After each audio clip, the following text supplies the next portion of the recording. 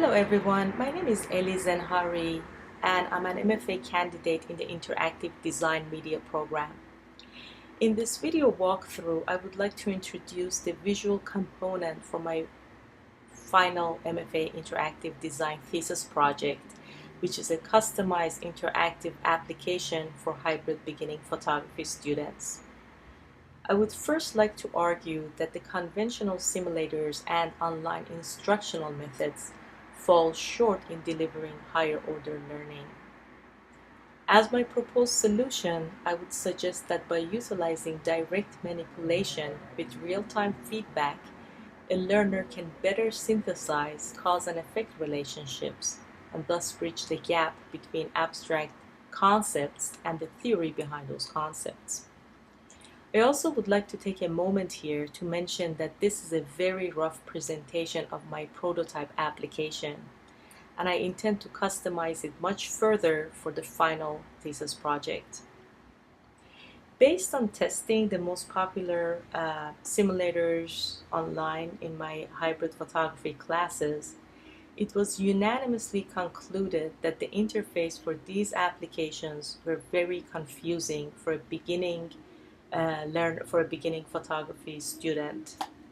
For example, Camera Sim is the most popular visual application online to learn basic photography techniques.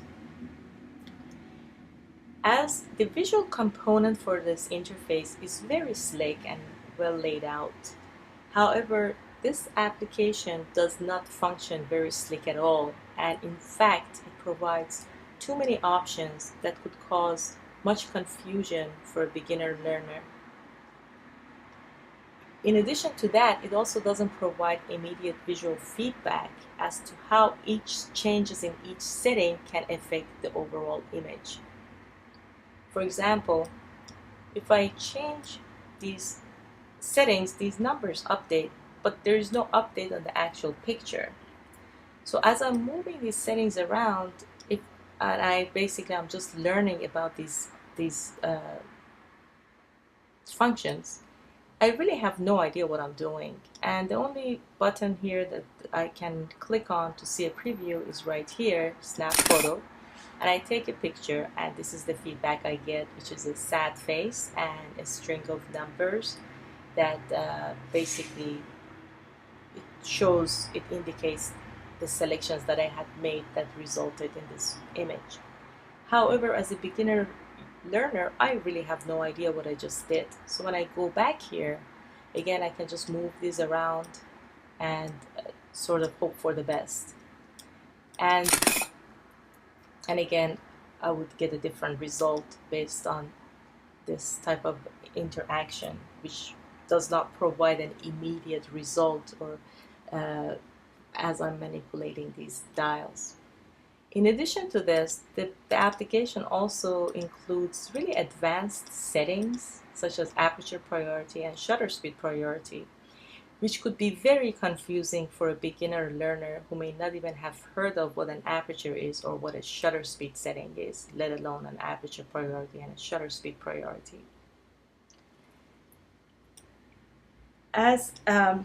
Without showing the learner how a change, for example, in the aperture setting can affect the image immediately and instantly, these simulators are really not effective teaching tools. And there's also another website that is very popular.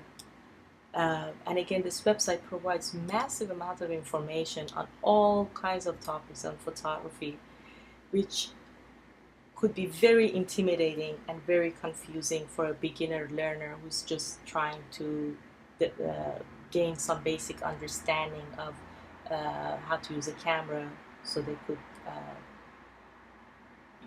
could capture their vision more effectively. What makes my proposed solution a much more powerful application than the available online tools is that it deconstructs the major camera controllers into easily digestible parts so that the learner can better understand and connect the abstract photography concepts with the theory behind those concepts. So, for example, in this very rough prototype, we have 4 major sections, and I also have made some tooltips where the beginner learner can just hover over and realize what setting they're manipulating. So we have shutter speed setting, film speed setting, exposure compensation setting, and aperture setting. So in the beginning lessons, the learner can only manipulate one setting at a time, while all the other settings are locked in the indicated gray color. So for example, in this particular the preview page, I only can manipulate the aperture setting, and the shutter speed is locked to 250, the film speed is locked to 250, and the exposure meter is locked to normal. I also have a preview window. I have my original image on the left, and I also have a manipulated image window on the right. So as the learner, through direct manipulation with the actual camera aperture settings, the learner can better understand how this aperture opening can affect the amount of light entering the camera, and also can better understand the concept of depth of field in relation to this opening. So as we go to a higher number, also we see the updated aperture setting window here, and we also can see that the other settings are locked in because of the color gray, which is the locked indicator color. As the lessons advance, the complexity of the application also advances to include complete interaction between all the camera settings that provide immediate visual feedback for the learner. By empowering the learner to actively participate in the process of discovery through self-directed learning, through manipulating the different settings, the learner has the opportunity to fully understand the major camera functionalities so that they could more effectively visualize, conceptualize, and materialize their unique ideas and vision in the context of what they're learning and why they're learning it.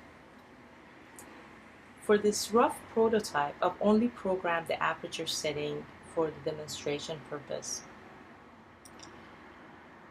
But for a full description and in-depth explanation of all the other settings, such as the shutter speed and the film speed, please reference the PDF documentation file on the prototype page on my MFA website, thesis website.